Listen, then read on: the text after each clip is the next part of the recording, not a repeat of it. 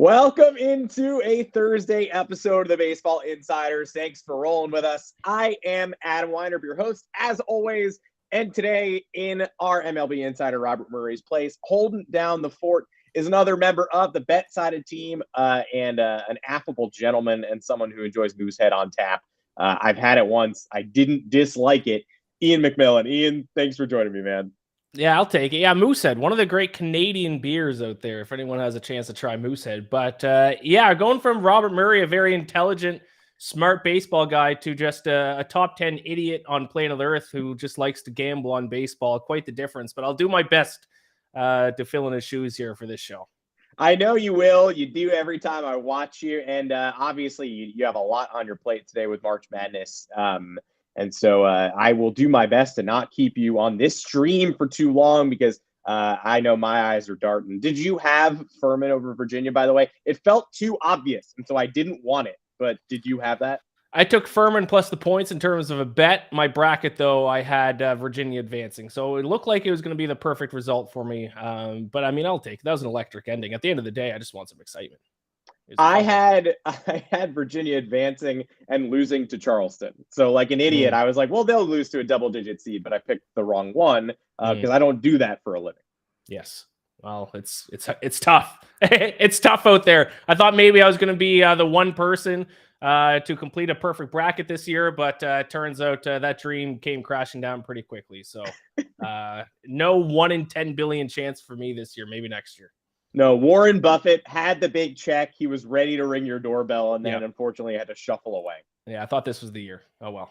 I kind of thought it was too. Well, sadly, before we get into this and the events of last night, the World Baseball Classic, and a couple of futures to hit on, I also just want to ask, I want to talk Moosehead more. I moved on from Moosehead too quickly. Have you been to the Canuck Bar in New York City? I went and watched the Blue Jays lose in the wild card round at the Canuck Bar. Lots of Canadians there, lots of heartbreak there that day. That place is unbelievable, and I don't know, you will know, and I don't. That's where I had my Moosehead, but there's also some sort of like spiced Canadian beer there that's like a 10 ABV, and whatever that is ruined my evening. I don't know what that is off the top of my head. I usually try to stay away from those, or else it'll ruin my evening as well. When I was there, I did drink quite a few Mooseheads, though. I do like Moosehead, the pride of New Brunswick, Canada. Well, that's a spot for everybody in New York to check out. Let's talk World Baseball Classic while we're on the Canadian trajectory. USA versus Canada. Team USA beat Canada pretty handily. And then also eventually advanced yesterday by sneaking past Colombia. And good job to Team USA. But manager Mark DeRosa is not really a manager, is not somebody who has been handed the managerial reins before. This is his first gig, kind of a surprising manager pick for Team USA, and got a little bit of backlash in that Team Canada game for the way he handled the bullpen. He put himself in a risky position that he did not have to. There are so many pitcher usage rules that you want to keep as many pitchers active and healthy and usable in the next game as you possibly can.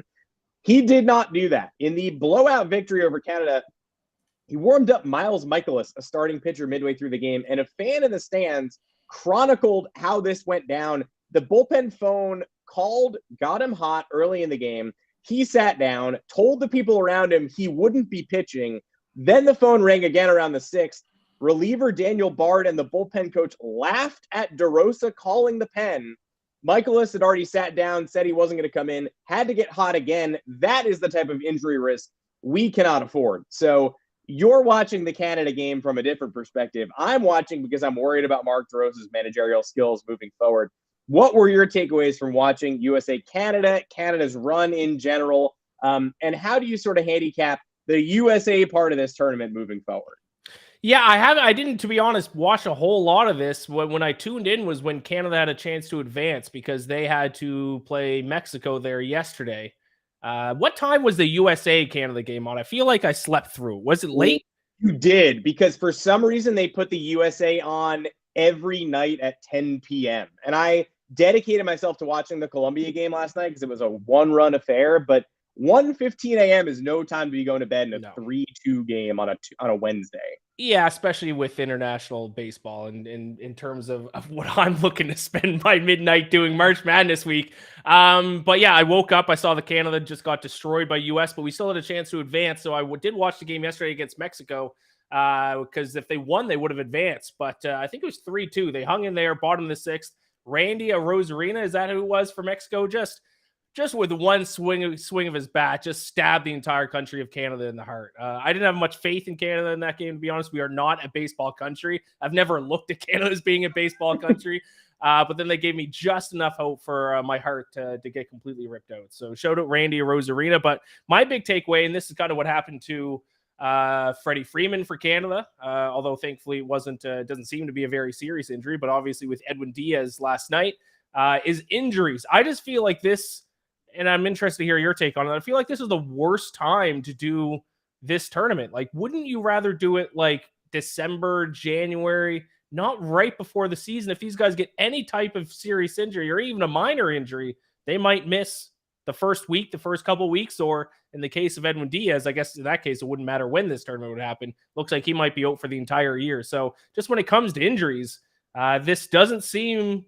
like a good time to do the tournament, especially like when you said, Mark, there's like Mark DeRosa's managing guys and warming up Miles Michaelis to go out there and potentially get hurt. So I don't get that part of the tournament. Is there a reason why it's happening right now? Yeah, and I think that's what leads me to worry about DeRosa too, because I mean, not only does he have to lock horns in his first ever managerial job and try to outmaneuver Team Japan and all these master tacticians, but the injury risk is very real. Like Freddie Freeman got injured on a freak play. Edwin Diaz got injured on the definition of a freak play. And so you work yourself into a whirlpool there, sort of saying like, he could have gotten injured anywhere. Yeah, but where else would he be celebrating? Valid point. But he could have tripped down the stairs. How do you prevent all this? Either way, the environment is risky enough that you're going to want to prevent anything that you can prevent. So when you have a manager who doesn't have the touch, dealing with a pitching staff and putting undue stress on these players' arms, even if there are rules in place to limit the amount of pitches they're able to throw, you still wind up with a situation where Miles Michaelis, a starter, gets hot in the middle of the fourth inning and then again in the sixth inning of a blowout win.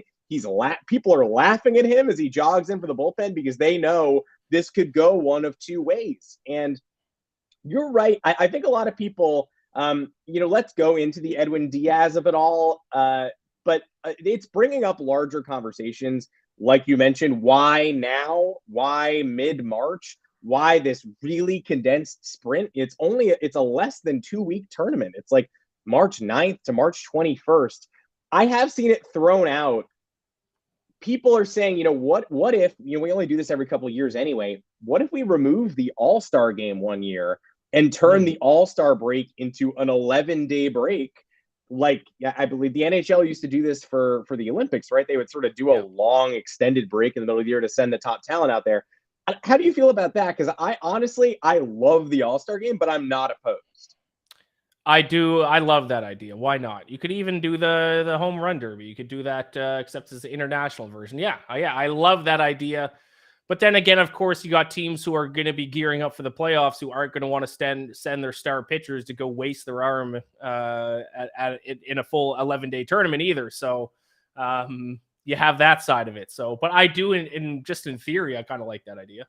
But you're right. Hockey does the same thing with the Olympics. They stop right in the middle of the season, but I feel like injuries don't happen as often in hockey as in baseball because there's just so many weird things that can happen to your arm, especially with pitchers. So, yeah.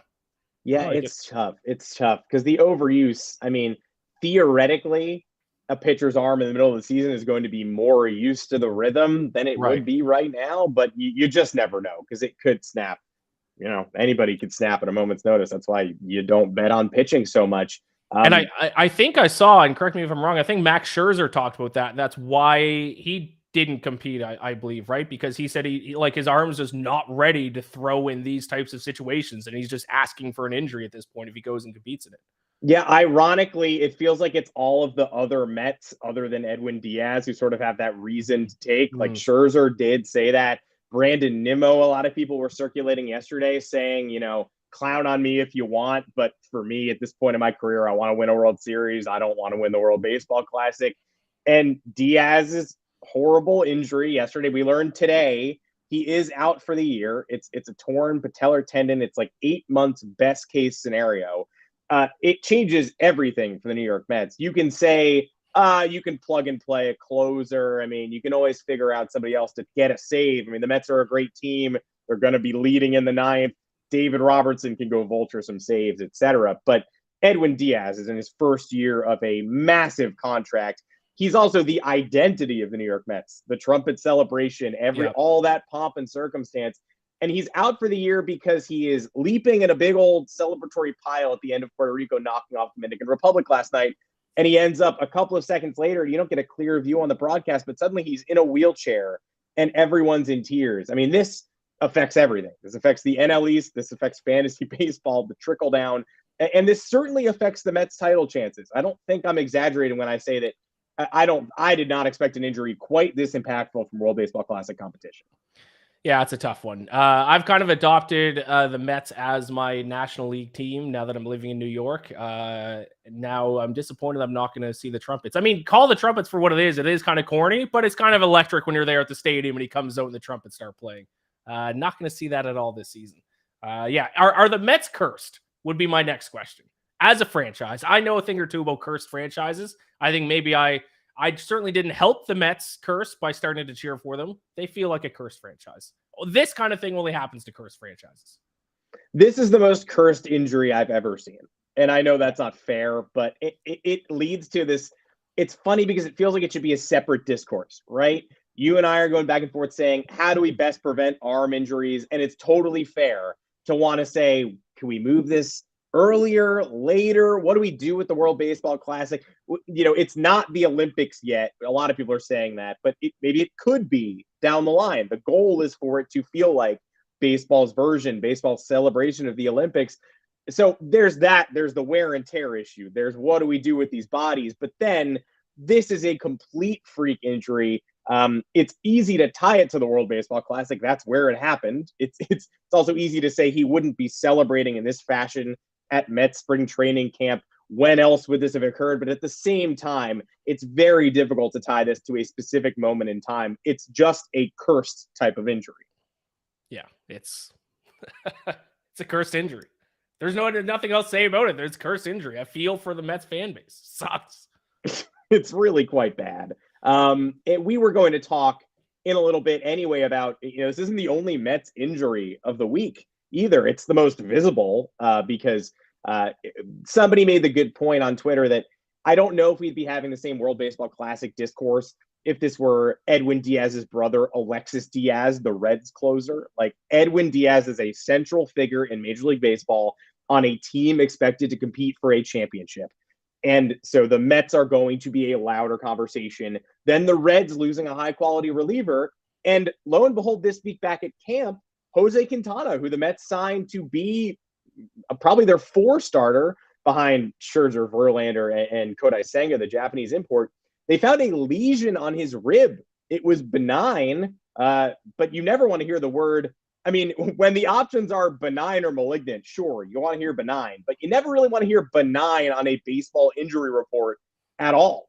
Right. So he's going to have bone graft surgery. He'll be out until July at the earliest.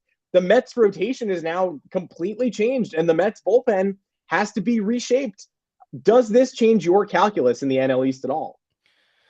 I think the Edwin Diaz injury did a little bit more than this one. I think this is the way the Mets are going to go. Correct me if I'm wrong, but Tyler Megill, I think, might step into that rotation here because he actually had some pretty solid starts at the start of last season, at least in April. He started off the season strong. Then he became a reliever to close out the year. I think his ERA doesn't look good if you look at like a 5.13 ERA, but I mean, he didn't play a ton last year, and that ERA kind of got killed in a May 11th appearance where he allowed 8 earned runs in 1.1 innings. So outside of that one start or that one appearance and a bad start early in the year as well, I think Tyler Megill can kind of fill in that spot in the rotation. I'm a little bit more concerned about what they're going to do in the bullpen because like we keep saying about Edwin Diaz, I mean, yeah, you could plug in a closer there, but you're not going to find another Edwin Diaz. People like him, Megill. People like David Peterson a lot. I think the Mets rotation they're sort of going through what the Yankees went through too, where it was this rock solid five with Domingo Germán and Clark Schmidt as depth, who people liked. Then all of a sudden that depth is thrust into the rotation to begin the year. So it's not like people are down on the arms. They just sort of wish they'd been pushed back in the pipeline. When it comes to the sum total of these injuries, the NL East sent 3 teams to the playoffs last year. And I think the Philadelphia Phillies add Trey Turner this offseason. The Braves have all this young talent, Michael Harris and Spencer Strider and this young nucleus. They lose Dansby Swanson, but they'll start Vaughn Grissom. Like, there's a lot to believe in on all 3 of these teams still. So it's kind of tough for me to pick one to fall out of the playoff picture. Do you feel like all those 3 NL East teams make the playoffs again, or is there one you're targeting and saying, I'm not feeling as strongly this year as I was last year? I'm not feeling as strongly as on the Phillies this year as I was last year. Obviously, I mean, if you look at the betting odds, obviously I'm a betting guy. It's the Phillies at 3-1 to win the division, so it's like the Braves and Mets, and then a wide gap in the Phillies. So that'd be kind of the odd team out. But the reason being because the Phillies last year, even when they went on the run in the playoffs, it was largely due to they got hot at the right time. They weren't as impressive for the majority of the season than they were at the end of the season. But we see what happens in baseball. This happens all the time. It happens when the Nationals won their World Series. If you get hot at the right time, you can get in the postseason, get some momentum, and go on a run. If they don't get hot at the right time this year, I don't know if they do sneak into the playoffs as a wild card team. So if there's one team I'm a little bit worried about in the NL East, it would be the Phillies. I would say right now I'd lean on them not making the playoffs. Wouldn't be shocked if they do, though. But obviously the Braves and Mets should be pretty much shoo-ins. It's all about just which of the 2 teams is going to win the division. Speaking of another former National League pitcher of some prominence, got to talk about this, but I'm also not allowed to talk about this. So let's just humor each other. I don't know. We're not allowed to talk about Trevor Bauer on this podcast. Trevor Bauer's people love to sort of flit around the internet, look for people talking about Trevor Bauer. I will not be talking about Trevor Bauer on this podcast. To answer everybody's question, everybody chiming in the comments. Yes, Trevor Bauer on New Year's Day, 2022, the first thing he tweeted was an angry tweet at me. That was the first thing he tweeted. I didn't see that. On New Year's Day, 2022, he said, "How dare you have the audacity to write about me?" So I don't have the audacity to speak about Trevor Bauer again. I will not be speaking about Trevor Bauer. What I certainly won't be talking about is how he signed in Japan this week and how he said it was always his dream to pitch in Japan. And his agent said he's always dreamed of winning both the Cy Young and its Japanese equivalent, the Sawamura Award. He has always dreamed of those things. Those are some things I will not be talking about. I have no comment whatsoever. But the fact remains, Trevor Bauer not going to be pitching on U.S. soil this year. Ian, do you have anything else not to say about Trevor Bauer before we move on? I mean, I didn't grow up dreaming of being pitching in Major League Baseball. Once again, I'm Canadian, so we're not exactly a baseball country. I was dreaming about the NHL, but I don't think anyone I know who grew up dreaming of being a professional pitcher dreamed about playing in Japan and winning awards over there. But maybe this person that we're totally not talking about had those dreams. Then again, I will say though, and I think it's the Japanese trophy. Are they the ones with a huge sword that they give out for a trophy?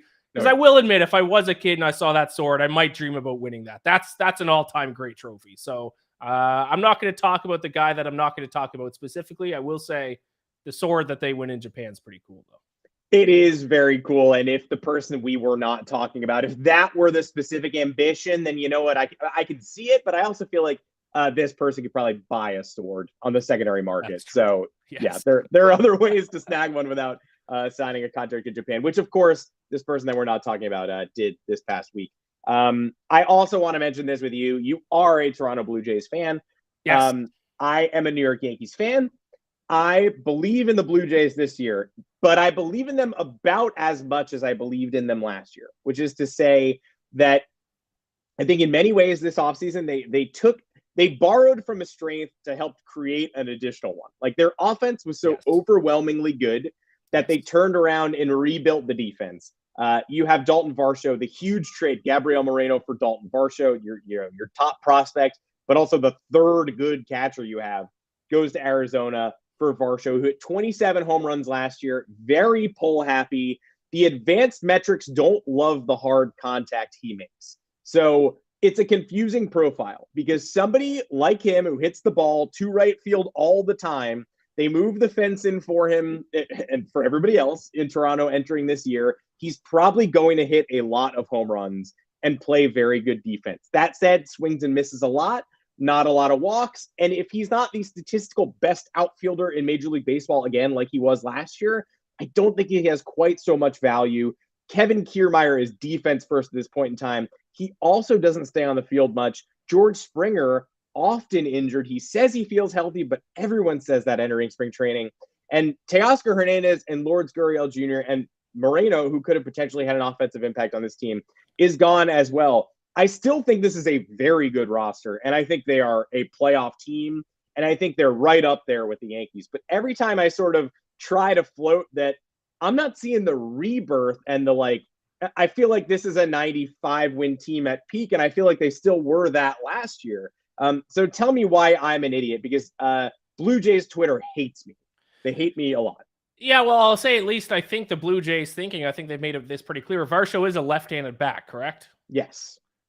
One of the Blue Jays' one of their main goals, if not the main goal this offseason, was to get more left-handed bats, because I believe the only left-handed bat they had in their lineup last year, Biggio, was that last year that he was the only left-handed bat? So they went in this offseason thinking we need left-handed bats. Now, I'm curious your thoughts on this, because I'm not even too sold.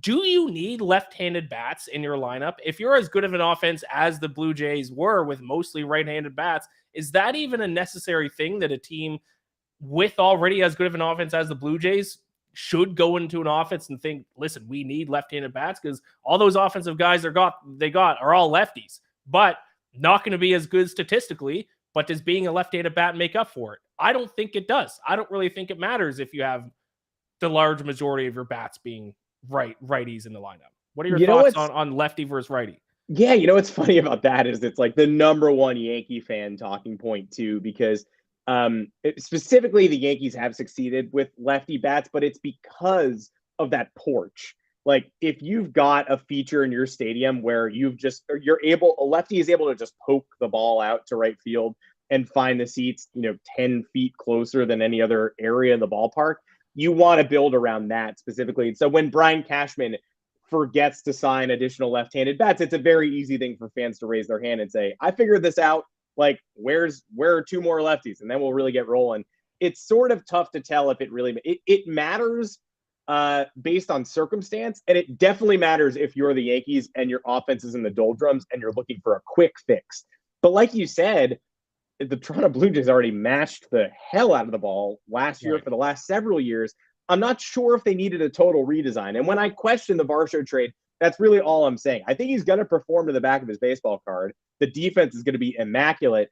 But I just wonder about the people who are sort of acting like, oh, this dying team finally got the injection of life they needed with Daulton Varsho and Kevin Kiermaier in the outfield. And to me, it's like they were already pretty fantastic. And Teoscar Hernandez is a real piece they're going to miss.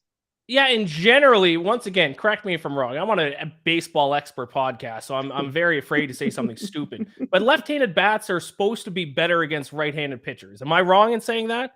Yes. The Blue Jays were already crushing right-handed pitchers, second in OPS, third in slugging last year against right-handed pitchers. So it's not like they needed that injection of left-handed bats because they were struggling against righties. They were great against righties. In fact, they're a lot worse against lefties, which doesn't exactly add up. So that does worry me a little bit, to be honest. I don't have any confidence in my Blue Jays going into the season because it's a team I cheer for, and I've never seen a champion. Actually, the Blue Jays' last World Series, I was 8 months old, I think. So I have technically been alive during a Blue Jays World Series, but my teams are cursed. What was the lead they blew against the Rays last year? 8-1, 9-1, something like that.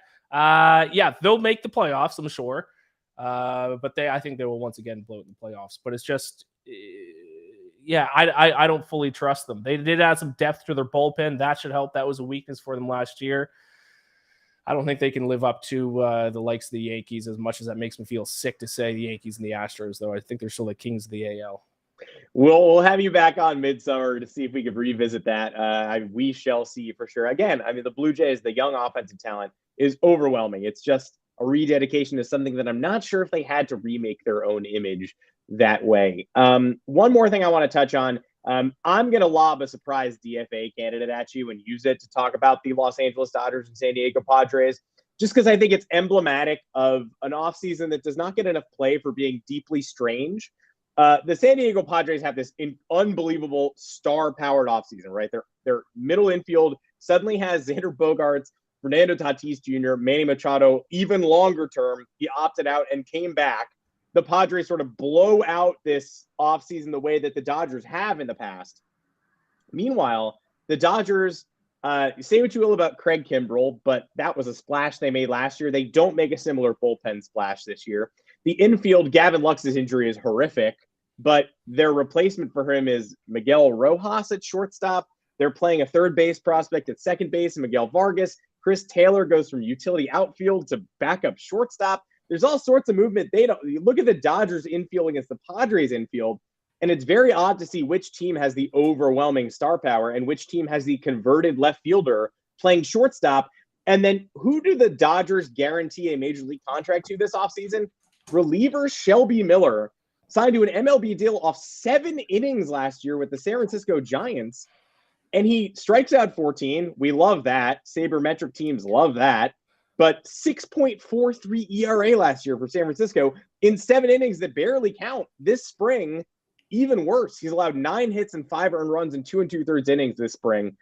I would say that's a surprise DFA candidate before the season even begins, and that's someone the Dodgers committed a major league contract to before the season starts. I think that's emblematic of an offseason where the Dodgers took the wrong swings, but it's hard to discount them in the NL West. And I know that you are having trouble ruling them out despite all of this offseason weirdness. Yeah, I still think the Dodgers are the team to get through in the NL West. I don't believe in the Padres as much as a lot of people are. I think the Padres have been crowned the offseason champs, kind of. I don't know, and maybe this is a little bit less accurate for baseball, but I'm not a believer of just throwing money at big names and hoping that it's going to win you games. And that's kind of, in my opinion, what the Padres have done here. I'm also lack of depth, I think would be fair to say, in the Padres team, in the bottom part of the lineup, especially in the bullpen as well. Josh Hader, what do you have, like something around a high 5 or low 6 ERA last season? They have like 2 other guys who are good relievers, and the rest of their bullpen weak. So I still think the Dodgers are the winners of that division by a long shot. I'm not buying it on the Padres whatsoever. I think the projected win total is 93.5, 94.5 this season. I think they go under that. Will they still be a wild card team? Sure. I'm not buying it on the Padres, though, as much as other people are.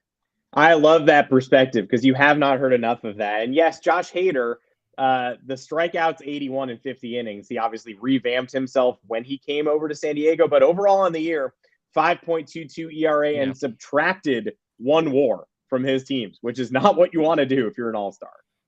No, yeah, exactly. And it's not like like I said, they don't really have a ton of guys in the bullpen to Louis Garcia, I believe, is another one. He's one of their good bullpen guys, but they need Hader to pick things up because they don't have many other guys in that bullpen to turn to when they really need a guy to get a couple outs. So I actually think Hader might be one of the most pivotal players for the Padres this season if they want to get the success that a lot of people are expecting from them. And we will wrap on this. I'm going to give you a chance to rag on the Yankees because I tweaked the Blue Jays a little bit. In terms of throwing money at problems and signing big names, you're right. It doesn't often work. A lot of big teams win free agency and lose the regular season. Turns out the Yankees might have won free agency and lost their players $9 per flight. They signed Carlos Rodon to a $162 million deal. They signed Aaron Judge to a 9-year, $360 million deal, and they are still charging their players for Wi-Fi on the team plane. That's a $40,000 per year plan, but it's also $9 and $7 a flight if you collect from your individual players every time they want to scroll Twitter during road trips.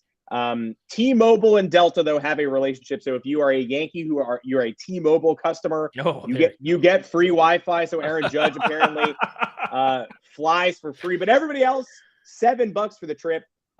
Feel free to go off. But how embarrassed are you for this supposed professional baseball team?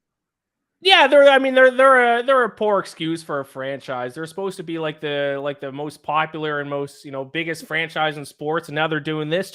It just adds on to the pile of things that I can say about the Yankees. Like Yankees fans booing Aaron Judge at the end of last year, the guy who hit 1 million home runs and won MVP for them. Just a disgrace of a franchise, disgrace of a fan base. I went to one Yankees game. I saw 4 fights during the game in the outfield between Yankees fans themselves fighting over a bobblehead. The stadium is disgusting. Yankees fans who listen to this are going to hate me, but hey, it's the truth. That's why I adopted the Mets as my NL team, because I wanted to go watch baseball games this summer. I wasn't going to go to Yankee Stadium unless the Blue Jays were there. Just a disgusting franchise from top to bottom. This would be like as if they were like, what they should do is charge every player that hits a home run, charge them for the ball if the fan doesn't throw it back and give it back to the team. Like $12 a ball for every home run that a Yankees player hits. I think that's next up for this franchise. Just a hilariously embarrassing move by them, but it's totally on brand for just a dumpster fire of an organization. I'm excited to see what prospect they trade or what player they trade for right at the trade deadline this year that doesn't work out well for them. How'd Frankie Montas go last year?